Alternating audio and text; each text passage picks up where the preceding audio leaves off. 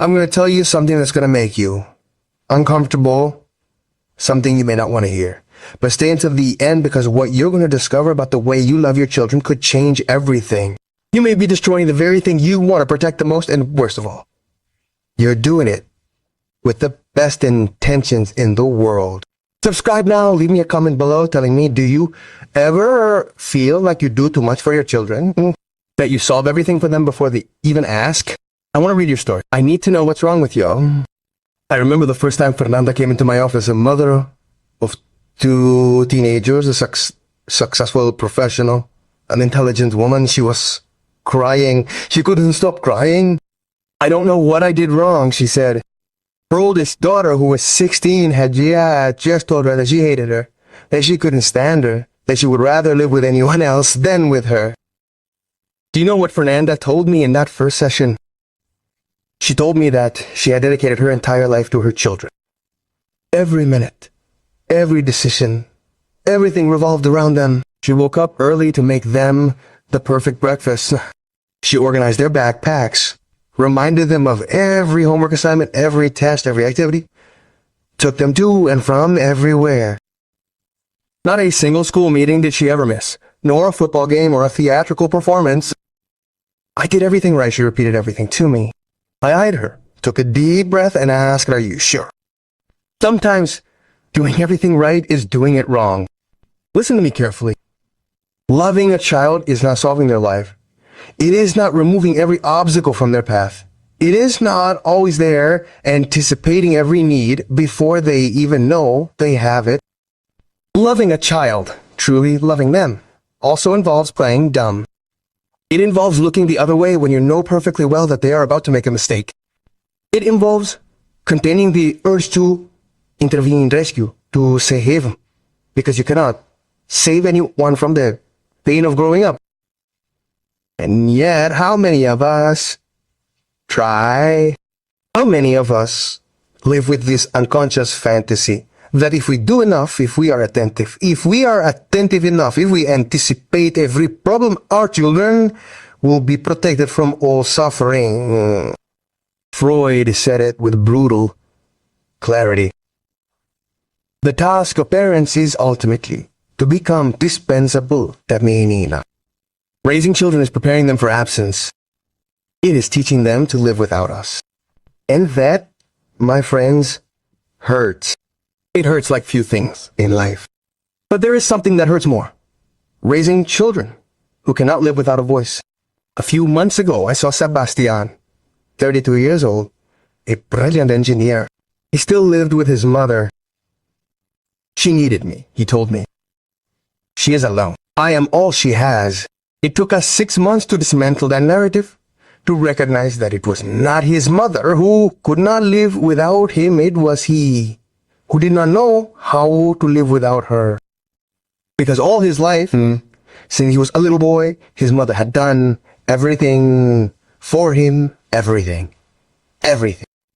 She washed his clothes, cooked for him, organized his schedule, got him jobs through her contacts, paid his bills, resolved every conflict with neighbors, bosses, and friends. Below. What did Sebastian tell me that day? Through tears, I never learned to be alone. I'm afraid of not knowing who I am if she's not there. That's what we do when we don't let go. When we don't play dumb, we create children who don't know who they are without us. Now, stop for a second and think about yourself. How many times today have you solved something for your child that he could have solved on his own? How many times have you intervened in a fight with a friend? How many times have you reminded him of something that he should have remembered on his own? I'm not judging you. I'm inviting you to observe yourself, because the unconscious is clever. It makes us believe that we are protecting, when in reality we are controlling. It convinces us that we are loving, when in reality we are tying down. Psychoanalysis teaches us that behind every action there is a desire, and many times that desire is not conscious. So ask yourself what desire. What desire of mine is being satisfied when I do everything for my child? Is it perhaps the desire to feel needed, indispensable, important? Because if your value as a father or mother depends on how much your children need you, you are in serious trouble. And so are they. Claudia came to see me 2 years ago. Her son Matthias was 11 years old. He is very intelligent, she told me in the first consultation, but he does nothing if I am not on top of him. I asked her to tell me about a typical day. She would get up an hour before Matthias to get everything ready. He would leave his clothes ready, breakfast served, his backpack organized. She would wake him up, hurry him, comb his hair, take him to school. What if you did none of that? I asked her. She looked at me horrified. He'd arrive late, hair disheveled, and forget his homework. And I insisted. Silence. That is the most revolutionary question you can ask yourself as a parent. What would happen? Would the world end, or would your child learn to wake up alone, make his own breakfast, organize himself, and face the consequences of not being prepared? I proposed an experiment. For a week, Claudia wasn't going to do anything she usually did. Nothing. She was going to play dumb. The first 2 days were a disaster. Matthias arrived late to school, forgot his homework, and went without breakfast. Claudia called me dull and distressed. This isn't working, she told me. I'm abandoning him. I replied, you're trusting him for the first time. Do you know the difference between abandoning and letting go? Abandonment is not caring. It's not being there. It's letting go. Letting go, on the other hand, is being there without resolving issues. It's accompanying without rescuing. It's holding your gaze while the other person stumbles, gets up, falls again, and gets up again. Letting go is one of the most difficult acts of love that exists, because it involves tolerating the anguish of seeing the one we love suffer. It involves resisting the urge to intervene. It involves trusting that the other person has resources, even if they haven't discovered them yet. On the third day, Matthias woke up alone. On the fourth day, he packed his backpack. On the fifth, he even made himself a sandwich for breakfast. Was he perfect? He wasn't always on time either. But something had changed. Something fundamental. Matthias began to feel capable, and Claudia began to understand that her son didn't need her for everything. And that, although it hurt a little, was a blessing. There's something I want you to understand. When you do everything for your children, you're sending them a powerful message. A message that has no words, but that sounds something like this. I don't trust you to do it alone. Children aren't stupid. They pick up on those messages, internalize them, and start to believe them. They start to believe that they're not capable, that they need someone else to come and solve their lives, and that's how this terrible vicious circle starts. You do it because you think he can't, and he can't because you always do it. Freud spoke of the narcissism of small differences. Parents often need to feel different, superior to their children. They need to maintain that asymmetry where they are the ones who know, who solve problems, i.e., because if the child grows up, if he becomes autonomous, if he no longer needs you for everything, who are you? What is your place? It's terrifying. I know, but it's necessary to face it. I remember Pablo. He came with his 14-year-old son, Tomas. Tomas didn't want to do anything around the house. Nada. No se digna levantar el plato. Pablo and his wife did everything. They cleaned his room, put away his dirty clothes, and took things to his room. He has a lot of homework to do. Pablo justified it. We don't want to put more pressure on him. During the sessions, we dismantled that discourse.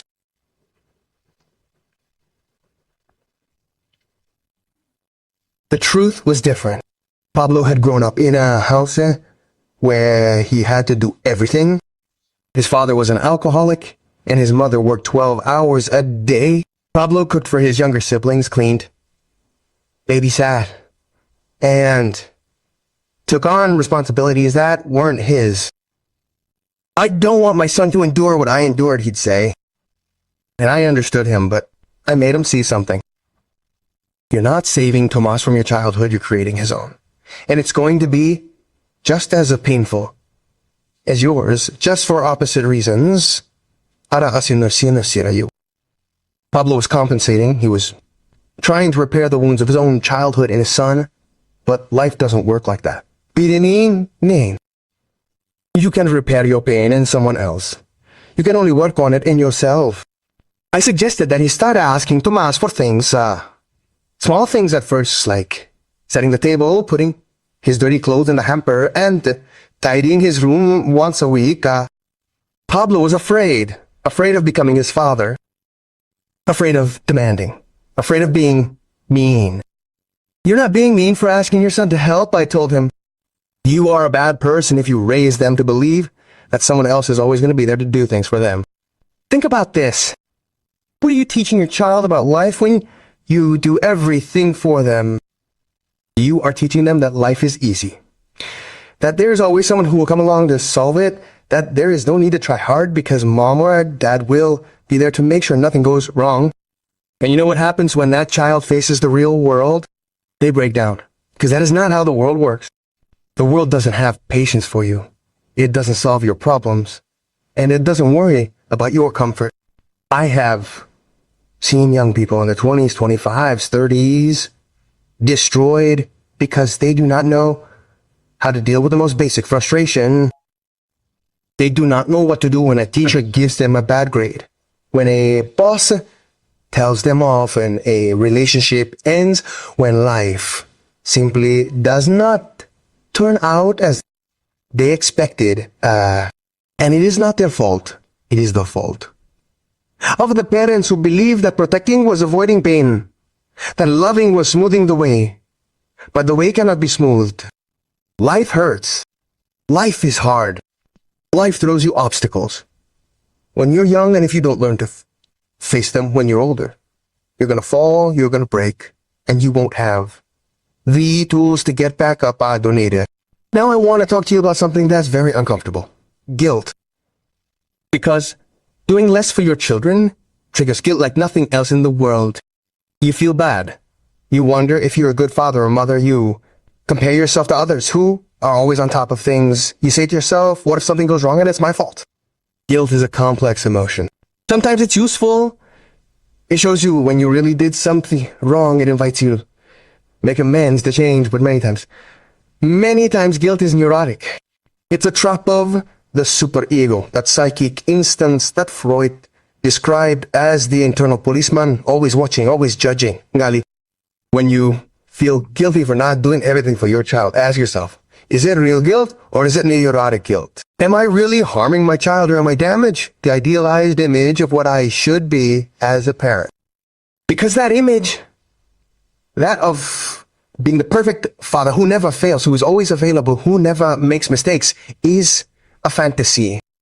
It is impossible. And pursuing the impossible will only frustrate you and harm your child. Rosa came to therapy devastated.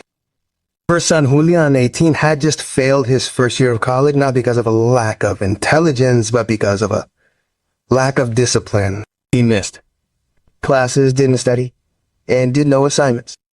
No one forces me, he had told Rosa when she asked him what had happened. No one forces you. I repeated it when Rosa told me that phrase, and what did he expect? That at university, there would be someone reminding him to go to class, to study, to hand in his work. Rosa fell silent. Then, very slowly, she told me, I did that all the time. Throughout his school life, I reminded him of everything. I was on top of every assignment. I sat with him to study for every exam. I talked to the teachers, and something was wrong. I was the one forcing him. So Julian never learned to force himself. He never developed internal discipline. He never had to answer to himself because there was always someone else doing it for him. I didn't prepare him for life, Rosa cried. I prepared him to live with me. That's what happens when we don't let go. We prepare our children for dependency, not for autonomy. Do you know what the hardest thing about playing dumb is? You have to tolerate things going wrong, that your child makes mistakes, fails, suffers, and be there without intervening, feeling in your own body that tremendous anguish of seeing the one you love the most suffer. Because all parents have this fantasy that we can protect our children from suffering, that if we attentive enough, present enough, dedicated enough, nothing bad will happen to them. Nothing will happen to them. That's a lie. Something bad will happen. It will happen because that's life. Because growing up hurts. Because there are inevitable losses. Because the world isn't perfect, and it never will be. And your job as a parent is not to prevent that suffering. Your job is to teach your child to get through it, to have inner resources to know that they can fall and get back up, to trust themselves. How can they trust themselves if you never trusted them? Patricia told me something that broke my heart. Her daughter Lucia, 16, had tried to commit suicide. When asked why, Lucia said, because I don't know how to do anything. I'm useless. I'm good for nothing. Patricia didn't understand. I gave her everything, she told me. Everything she needed was always there. She never lacked anything. And did you give her the opportunity to make mistakes? I asked her to fail, to feel incapable, and still try again. Silence. Patricia had been an exemplary mother by society's standards, but she had made the most common mistake, confusing provision with preparation. He furnished Lucia with everything, but prepared her for nothing. We worked for months. Patricia had to learn something very painful, that true love involves frustration. It involves saying, I can't do that for you. It involves allowing the other person to face their own limitations and discover that they can overcome them. Lucia also started therapy with me, and very slowly, she began to discover that she could do things that she had the resources for, that she was capable of. But to do so, she had to face what she feared the most, her own vulnerability. And Patricia had to do the same, face her fear of not being a good mother if she didn't resolve everything. Listen to me. Overprotection is violent. Yes, you read that right. Violent. Because you're telling your child, I don't trust you to be capable. You're denying them the chance to develop their own resources. You're robbing them of the experience of feeling competent, and although this sounds contradictory, it generates tremendous anger. Unconscious, yes, but anger nonetheless. That's why so many children of overprotective parents have inexplicable outbursts of rage. That's why so many teenagers rebel with disproportionate violence against some parents who only wanted the best for them. Because that rage comes from feeling infantilized, from feeling denied in their capacity, from feeling trapped in a web of care that does more than protect things in. Winnicott, that brilliant English psychoanalyst, spoke of the good enough mother, not the perfect mother, the mother who is good enough, who is there when needed, but who also fails in, who frustrates, who makes mistakes, because those failures, those frustrations are what allow the child to develop their own resources, tinkerosdroses. If the mother or father never fails, the child never learns to compensate for that failure. They never develop creativity to solve problems. They never find out they can do without the other. Playing dumb is not ignoring. It is not abandonment. It is not negligence. Playing dumb is a conscious act of love. In other words, I know you could do it better with my help, but I'm going to wait for you to do it. I'm going to tolerate it taking longer. It being imperfect, you making mistakes, because I trust you. Martin came to see me with his 12-year-old son, Diego. Diego never did his homework. Martin would sit down with him every night, explain it to him, help him practically do his homework for him. And yet Diego still didn't do anything on his own. What happens if you don't sit down with him? I asked him.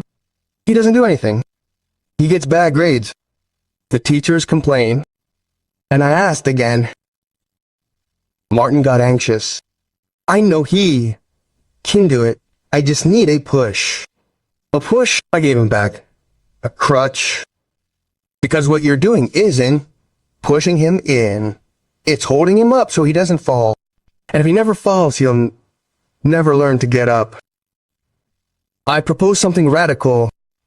For a month, Martin wouldn't help with his homework. Zero. If Diego asked, I would tell him, you can solve it. If he didn't do anything, he would go to school without homework. If he got a bad grade, it was his problem. Martin was terrified, and if he did so badly that he had to repeat the year, he wouldn't repeat the year in a month, I told him. But he would understand that the responsibility was his, not yours. The first result, Diego got a 0. He came home furious. They gave me a 0 because you didn't do your homework with me. He yelled at Martin. Look at that sentence. Look at it carefully. You didn't do your homework with me. No, I didn't do your homework with me.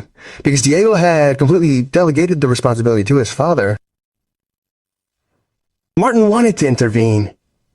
He wanted to sit down that night to make up, but he remembered what we had talked about. He took a deep breath and said, son, the homework is yours. I trust that you can do it yourself. Diego locked himself in his room, slamming the door. He didn't do anything that night either, or the next, but on the third night, Martin heard noises in Diego's room. It was late, almost 11. He went to see Diego sitting at his desk, doing his homework alone, without help. Martin came to the next session with bright eyes. It wasn't perfect, he told me. It had mistakes, but he did it. He did it. I want you to be clear about something. Trusting your child doesn't mean abandoning them to their fate. It means being available but not intrusive. It means offering help when they ask for it, not before. It means giving in without solving. The difference is subtle, but huge. When your child comes to you with a problem, the temptation is to give you the solution. Quickly, efficiently, decisively, but that doesn't work for him. It helps him when you listen to him, when you help him think, when you ask him questions that help him find his own solution. Dad, I had a fight with my best friend. What do I do? An answer that doesn't help. Call him and apologize. An answer that does help. What do you feel happened? What part of the fight was yours? What would you like to do? Do you see the difference? In the first one, you solve it. In the second one, he thinks. He makes the decision. He is the protagonist of his own life. And yes, it will take more time. It will be more work, but it is the only way for him to learn to solve his own problems. When I say play dumb, I am not talking about feigning ignorance. I am talking about holding back, stopping that automatic impulse to intervene, to rescue, to save. Do you know why it is so difficult? Because when you intervene, when you solve it, when you save, you feel good. You feel useful, important, necessary, valuable. That is the problem. Your self-esteem as a parent is tied to how much you do for your children. And the more you do, the more they need you. And the more they need you, the more valuable you feel. It is a perfect and perverse circle. Because you are using your children to satisfy your own need to feel important, and they are paying the price. Their autonomy, their ability to fend for themselves. Their trust in their own resources. It hurts to read this, I know, because no parent wants to think that they are using their children. But that's how the unconscious works. It operates without us knowing. It makes us do things with a conscious intention to protect, to love, to care, while underneath it satisfies another desire to feel valuable, to feel needed, to feel indispensable. Elena came to therapy because her husband at told her that she was destroying her children. The words were harsh, even violent, but sometimes it takes someone to come to us to wake us up. Helena had 3 children, ages 8, 12, and 15. Her whole life revolved around them, literally. She didn't work because the kids needed me. She had no social life because I couldn't leave them alone. She had no projects of her own because my projects are them and you. I asked her, where are you in all this? She burst into tears. I don't know. I think I stopped existing years ago. That was the problem. Elena didn't exist on the outside of motherhood. She had no identity of her own. And that's why she unconsciously needed her children to need her, because if they didn't need her, who was she? I suggested that she start building her own spaces, a job, even if it was part-time, an activity that she enjoyed, friends, projects, a life. And the kids asked, are the kids going to be okay? The kids going to be okay. They're going to have a mother who exists as a person, not just as a function. And that's going to teach them something fundamental, that it's okay to have their own life, that it's okay not to be everyone else's everything. There's something that parents don't want to accept. Your children are not yours. They're independent human beings who are passing through your life. Your job is to prepare them to leave so that they can live without you, so that they can be happy away from you. It sounds brutal, right? But it's the deepest truth of parenthood. If you raise your children to stay close, to need you, to depend on you, you're doing them tremendous harm already.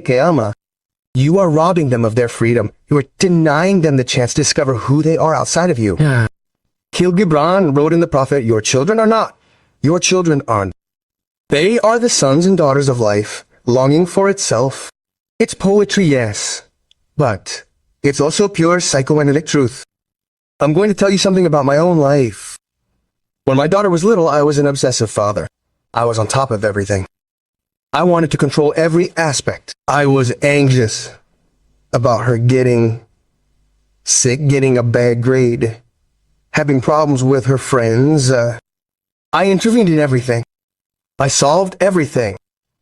Until one day when she was about 13, she said something to me that left its mark on me forever. Dad, do you trust me? I froze. Of course I do, I said. It doesn't seem like it. He replied, because you're always controlling everything, as if you thought I couldn't do it on my own. I didn't sleep that night. I tossed and turned in bed thinking about that phrase, and I realized that she was right. I didn't trust her, or rather, I didn't trust that life wouldn't hurt her. And in my desperate attempt to protect her from all pain, I was suffocating her. Changing was hard. It took a very long time. I had to work through it in my own analysis. I had to acknowledge my own anguish, my own fear of abandonment, my own need to feel needed.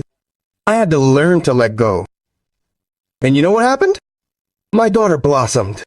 She began to make decisions on her own, to solve her own problems, to make mistakes and learn from them, to trust herself. And I learned something fundamental, that true love is not possession, it's freedom. Now think about this. If you solve all their problems, you're stealing something valuable. You are taking away their pride in having done it alone. The satisfaction of having overcome an obstacle. The confidence that comes from knowing that you can do something difficult. I have seen children who never had to make a real effort, who never faced a challenge, who never felt truly capable of anything because they never had to be. And when they grow up, they have fragile self-esteem. Very fragile.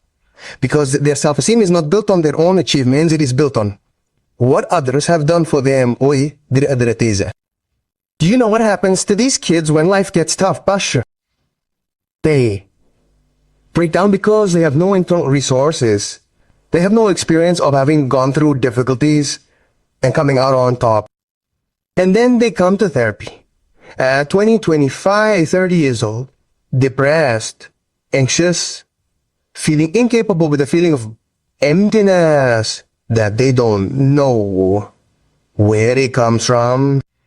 And when we start working, when we start retracing history, the same thing always comes up. Parents who did too much, who loved too much in the wrong way. I want to talk to you about boundaries. Because playing dumb also has to do with setting limits, with saying no. With frustrating. Kids need boundaries, they need you to tell them no. They need to be frustrated, because frustration is what allows for psychological development. It is what generates creativity, tolerance, the ability to wait. If your child wants something and you give it to him immediately, you are not doing him any favors. You are denying him the experience of wanting, of waiting, of working for something, of valuing what he has. Ramiro came to see me worried about his 10-year-old son, Ezekiel. According to Ramiro, Ezekiel was unbearable. He asked for things all the time. If he saw a toy, he wanted it. If he saw ice cream, he wanted it. Yes, he wanted to stay up late. He threw tantrums until he got it. And what do? I asked him. I give him what he asks for, Ramiro admitted, because if not, he makes a terrible scene. He screams, cries, says he hates him, and I can't handle that. So the problem wasn't Ezekiel. It was Ramiro. Ramiro couldn't tolerate his son's frustration. He couldn't keep saying no when Ezekiel was suffering. And so he gave in, time and time again. As a result, Ezekiel learned that crying would get him everything, that there were no real limits, and that he could manipulate his parents with his anguish. I said something harsh to Ramiro. Every time you feel bad, you are teaching him something terrible. You are teaching him that he does not have to tolerate any frustration, that the world has to give him everything he wants when he wants it. And you know what happens when the real world doesn't work that way? It crashes. Setting limits is not being mean. It is not being cruel. It is teaching. It is preparing. Simply put, life won't give you everything you want, and that's okay. You can wish for something and not have it. You can want something and have to wait. You can ask for something and get a no. Do you know what happens when you set limits? Your child cries, gets angry, calls you the worst father in the world, and it hurts. It hurts like hell. Because you want him to love you, not hate you. You want him to be happy, not anxious. But your job is not to be his friend. Your job is to be his father. And that involves doing things that in the short term cause discomfort, but in the long term build a healthy human being. Isabel came devastated because her teenage daughter had told her, "I hate you, you're the worst mother in the world." The reason was that Isabel hadn't let her go to a party where she knew there would be alcohol and drugs. "Have I done wrong?" Isabel asked me. No, I told her. "You did the right thing. And your daughter hates you, she'll hate you. Now and tomorrow and maybe the day after. But in 10 years, when she's alive and healthy, she'll thank you, because that's what we do as parents. We endure the hate. We tolerate being hated. We put up with the anguish of our children momentarily rejecting us because we know, even though it hurts, that it's the best thing for them. Do you know what the best gift you can give your child is?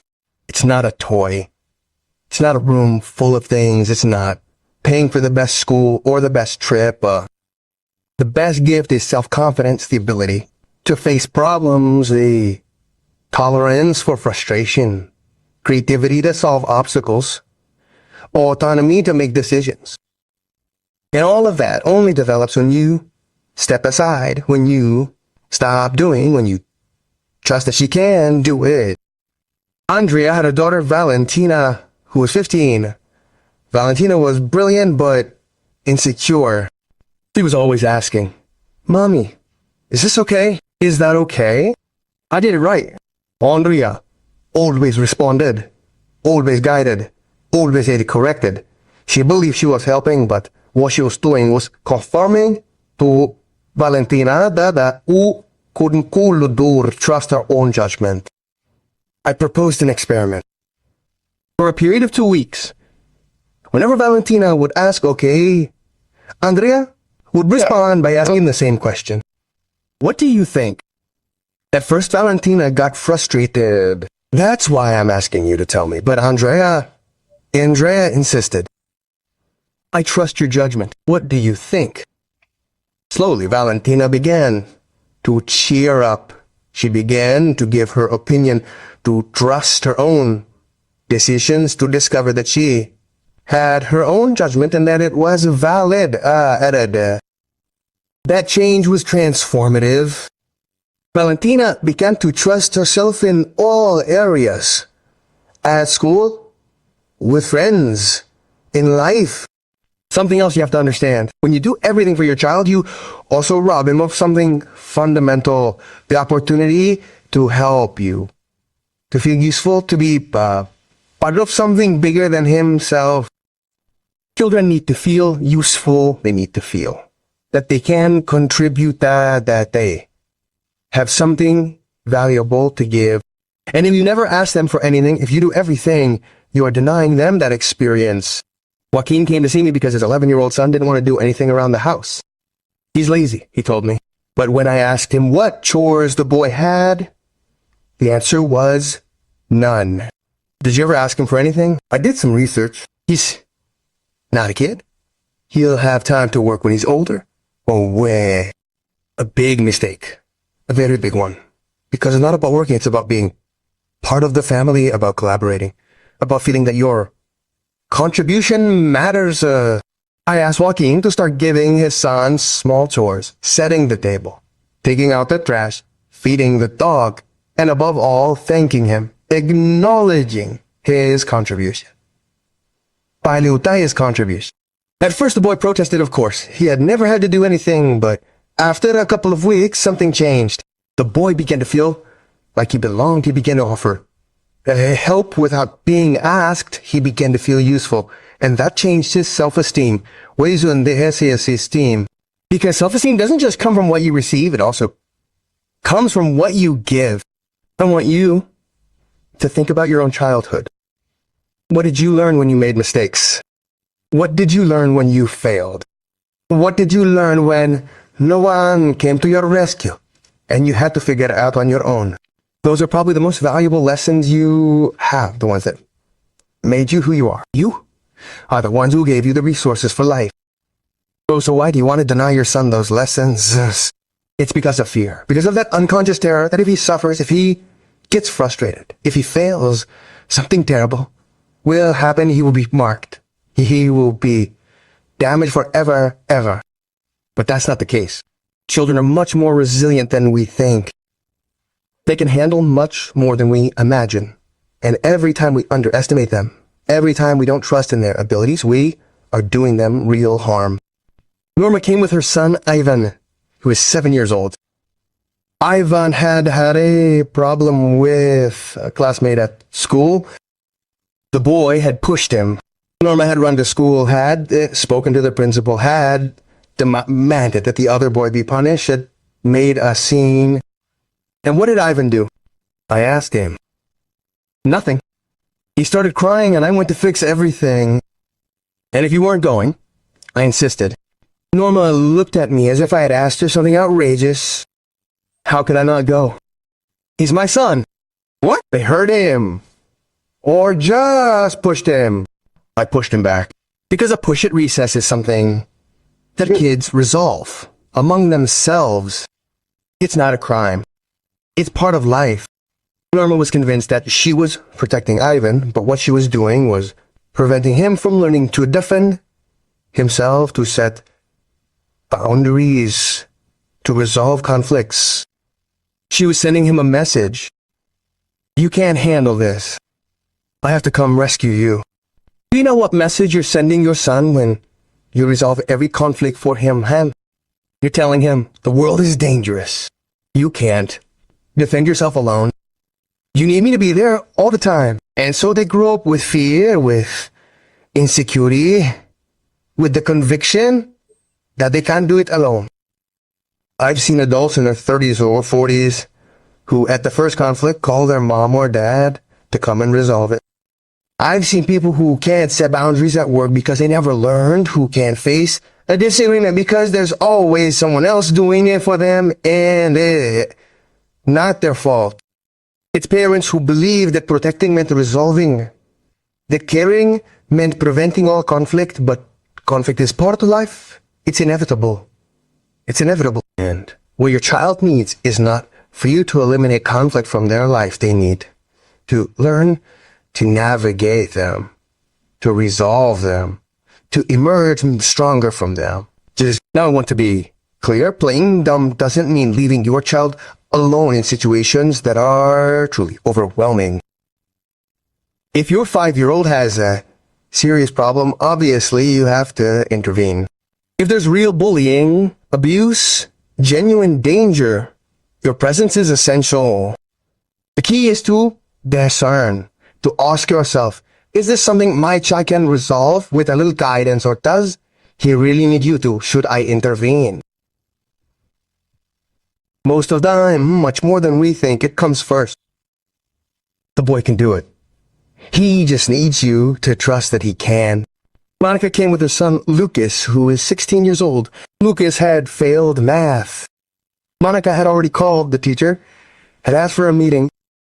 He was willing to hire a private tutor, talk to the principal, do whatever was necessary. And Lucas asked her, what does he say? Nothing. He doesn't care. Or maybe he doesn't care because he knows you're going to solve it. I suggested silence. I proposed something radical, that he wouldn't do anything. That he would let Lucas face the consequences. That if he had to make up, he would do it. That if he had to study more, he would do it. But that he would be the one to pull the strings of his own life. Monica was terrified. And if he doesn't do it, what if he repeats the year? What if he does? He'll fail. What if he discovers that he can solve his own problems? Lucas repeated the exam alone, without a tutor, without his mother's intervention. He studied, he made an effort, and he passed. Not with the best grade, Monica told me later, but he passed. And most importantly, he felt proud of himself.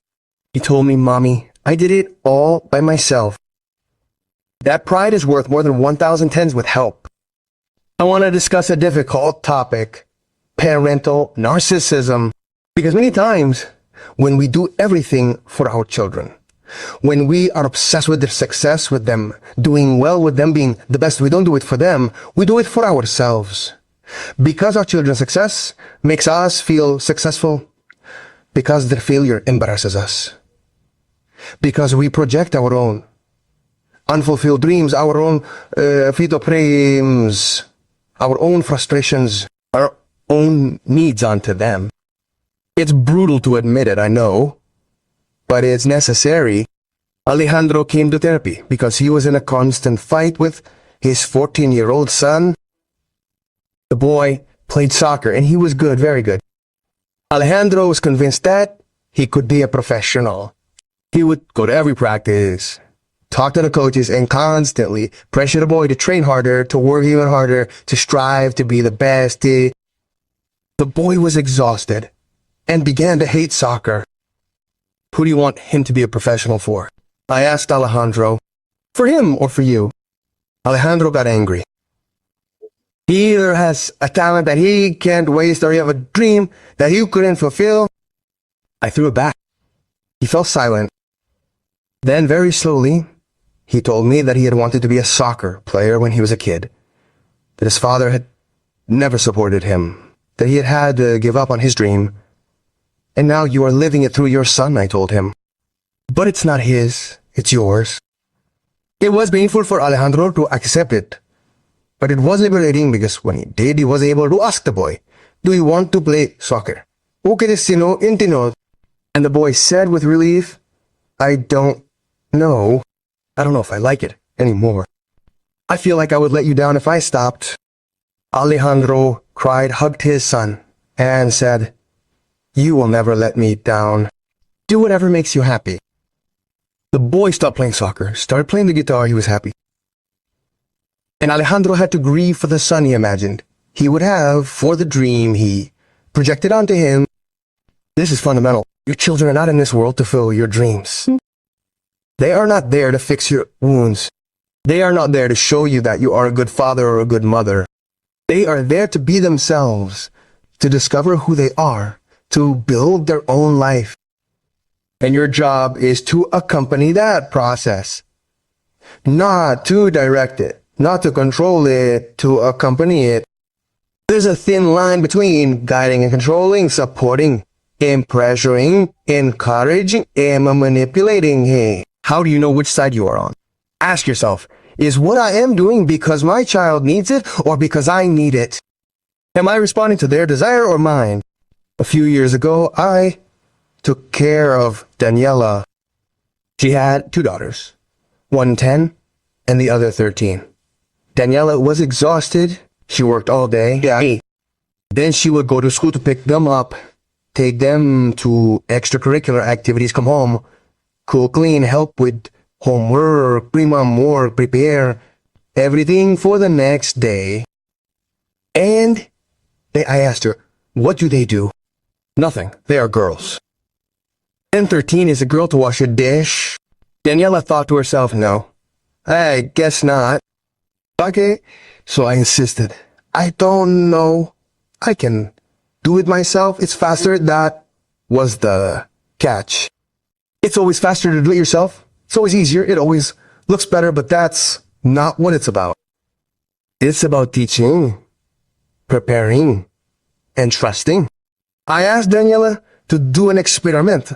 Tell her daughters that from now on, each one of them would have chores around the house, things appropriate for their age, and that she wasn't going to do them. The first few weeks were a disaster. The girls protested. None of my friends have to do this.